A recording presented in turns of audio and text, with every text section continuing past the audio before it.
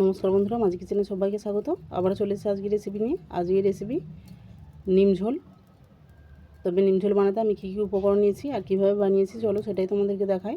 তার আগে বলি, রেসিপি যদি ভালো লেগে থাকে তাহলে লাইক, কমেন্ট, শেয়ার, সাবস্ক্রাইব করে দিও। পাশে থাকা বেল আইকনটি প্রেস করে দিও। নিম ঝোল বানানোর জন্য আমি এখানে নিয়েছি বেগুন, সজনে ডাঁটা, আলু, বড়ি আর এখানে নিয়েছি নিম পাতা। এরপর কড়ার মধ্যে দিলাম সরষে তেল।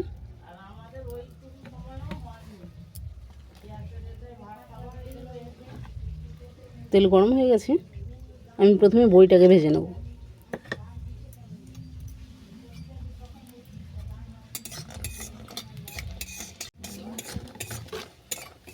বড়িটা বাদামি করে ভাজা হয়ে গেছে, এটা নামিয়ে নিচ্ছি। এই তেলের মধ্যে বেগুনটাকেও ভেজে নেব।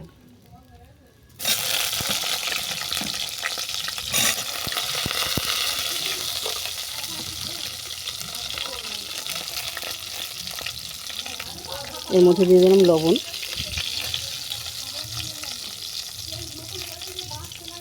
আর হলুদ।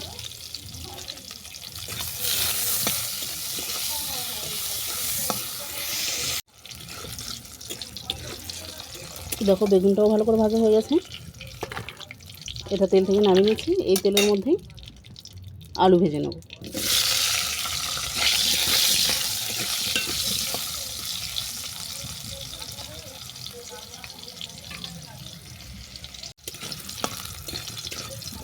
আলুটাও বাদামি করে ভাজা হয়ে গেছে, এরপর তুলে দেবো কেটে রাখা ডাঁটা।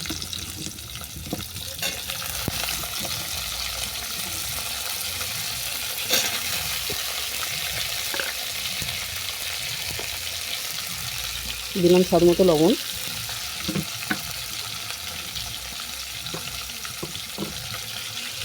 আর গুঁড়ো হলুদ।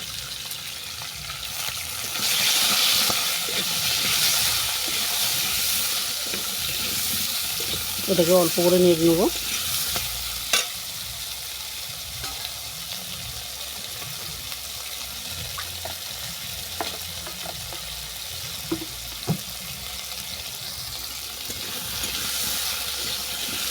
দেখো অল্প করে ভেজে নেওয়ার পর দিয়ে দিলাম পরিমাণ মতো জল।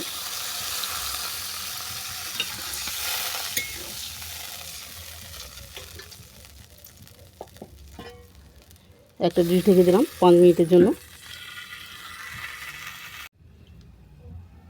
5 মিনিট পর আমি চাপাটা খুলে নেব।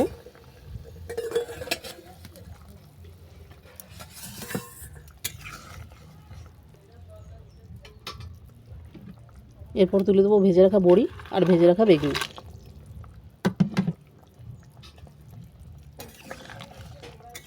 আবারও অল্প করে নেড়েছে ডিশ ঢেকে দিলাম 1 মিনিটের জন্য।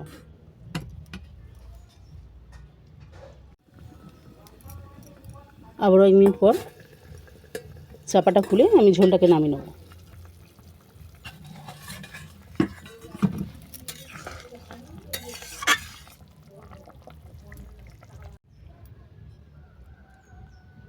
আবারও কড়ার মধ্যে দিলাম সরষে তেল।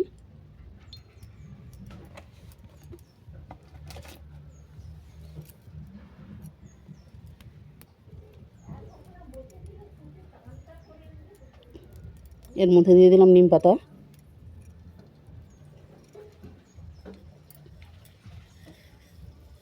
আর দিলাম 5 ফোড়ন।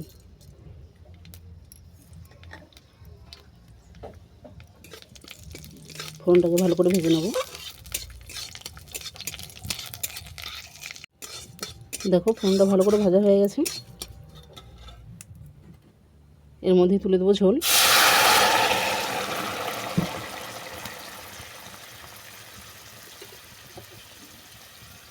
দিলাম সরষে বাটা।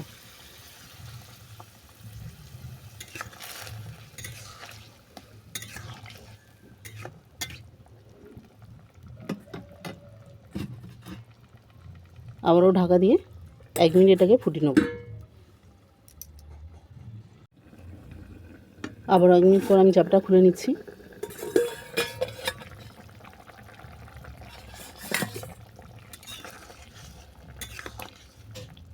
দেখো বড়ি আরে ভালোভাবে সেদ্ধ হয়ে গেছে। সব উপকরণ ভালো করে সেদ্ধ হয়ে গেছে। এরপর আমি ঝোলটাকে নামিয়ে নিচ্ছি।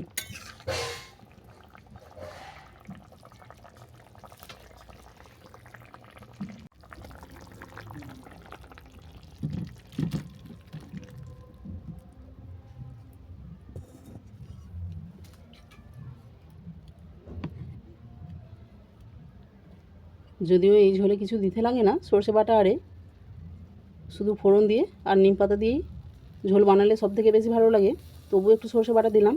যাই হোক, আজকের রেসিপি তোমাদের কেমন লাগলো তোমরা আমাকে কমেন্ট করে জানিও।